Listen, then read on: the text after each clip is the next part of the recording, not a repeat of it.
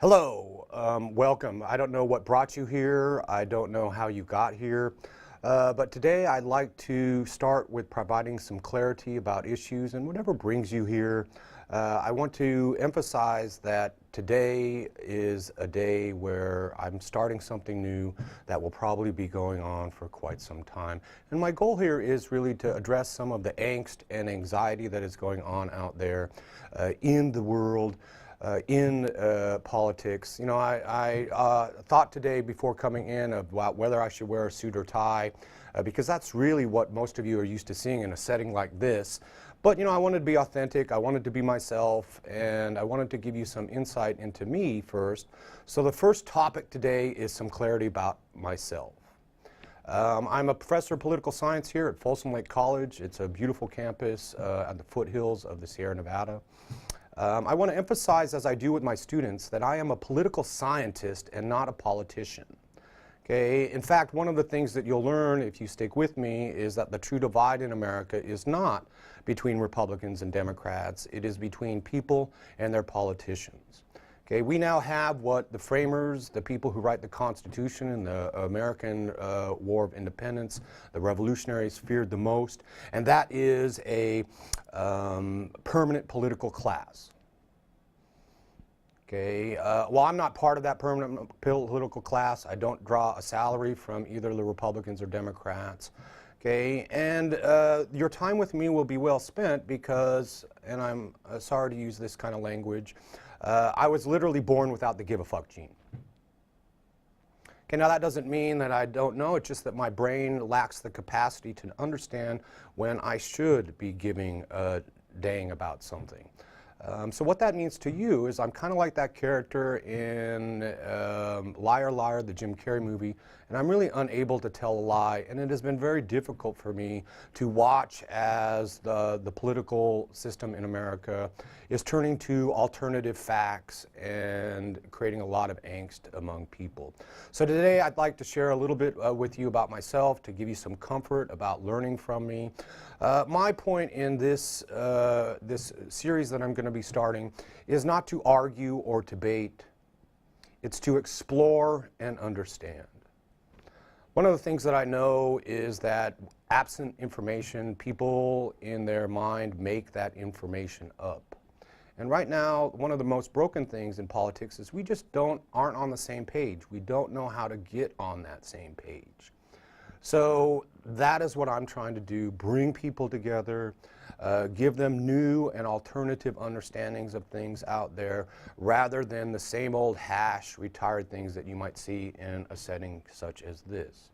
Okay, so I'm going to emphasize once again that I'm a political scientist, and that means that I'm driven by facts. Okay, and in my classes I make a difference between social facts and natural facts. Natural facts are true whether you believe them or not. They have no, they are scientific facts. They do not need you to believe them to be true. So I consider, for instance, climate change a fact. Okay, if you believe that climate change is a social fact, then I'm probably not the one for you. I just want to put that out there for you. Social facts have no veneer of truth about them other than what we as a human beings socially negotiate about them. Okay, and so a lot of the most important issues in America that we'll be trying to understand and trying to provide some clarity to are driven by social facts. So for instance, think about the issue of abortion. Abortion is a issue in America that is so divisive because it is driven around a social fact, and that is, when does life begin? Okay, listen, you and I can argue till we're blue in the face from here until doomsday, and we will never be able to arrive at when does life begin beyond the arguments themselves. Okay, so those kind of things will always be able to be debated and discussed and explored here.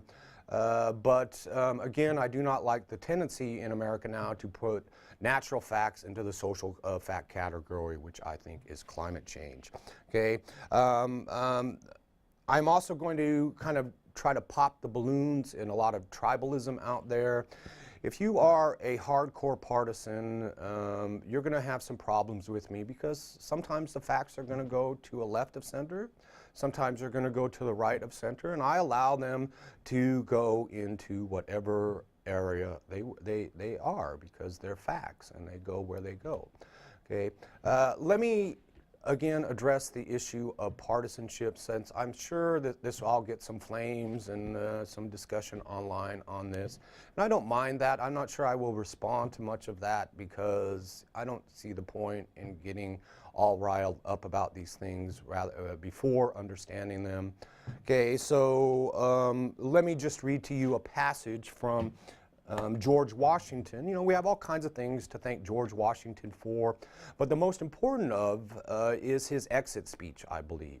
This is the speech that he gave when he was heading out the door. Former President Obama now gave one of these, what he wants to leave the American people with. And as George Washington is heading out the door, he is really warning the American people against where they are now.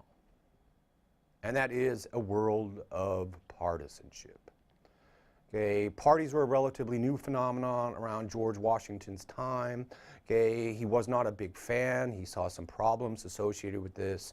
Okay, and so I'm going to read to you a passage from his his exit speech, and hopefully this will help allay any fears or concerns you may have about, well, what is about to happen in this process of providing some clarity to you and those who might need it. Okay, I have already intimated to you the danger of parties in the state, says George Washington, with particular reference to the founding of them on geographical discriminations. These were the Federalists and the Anti-Federalists. Let me now take a more comprehensive view and warn you in the most solemn manner against the baneful effects of the spirit of party. Okay, those are pretty powerful words from George Washington, baneful effects of the spirit of party. Okay, I do not see myself as a Republican or Democrat. I don't have a stake in the game. Okay, I am first of all and foremost a father and an instructor to many. I worry about my students. I worry about the future of my own children. I'm very common to say in my classes that if things don't change, this generation of millennials and the generation to come, which is where my two children are, okay, their lives are not going to be very good. They certainly are not going to be better off than their parents were before them. That should concern us all. And the way that we need to approach this is really to come to a common understanding, and what I'm going to be doing then is providing hopefully that common understanding where you can then go off and have those debates and you can have those discussions and you can engage in your tribal argumentation, your partisan rhetoric. Okay, this isn't really the place for that. I will have guests on here once in a while in which I will ask them to have a specific topic that they want to discuss. Okay, but we are not here to engage in partisan rhetoric. Okay, you know, we need to get beyond that. If you think of yourselves only as a Democrat or a Republican and are not thinking about yourselves as an American, as a human being that has commonalities with all of the other human beings out there, I'm not sure if I'm the right person for you. Now, again, that's not necessarily bad. You just need to go get that information out there somewhere. Okay, I'm committed to the truth. As I said, I am a political scientist. I do not run for office. I am not dependent upon winning office or someone else winning office for my salary. Okay, what I have a stake in the game is in the future. Okay, and so what this show is designed to do is provide some clarity on those issues for those of you who show up and want my assistance on something. With that being said, next topic that we're going to be talking about is tribalism. Again, trying to kind of poke you and get you to think outside the box and think more correctly about something. Listen, I am an instructor and I am a life coach to many. My goal is always to help people make better choices, and hopefully that's with some clarity, okay, down here with your own Professor Reese will do for you, provide some way to go forward and have a better understanding of the political issues that you're bound to come across. Thank you for your time. Thank you for showing up. I hope you stick with me. Do well by others, and please use your turn signals in the common interest.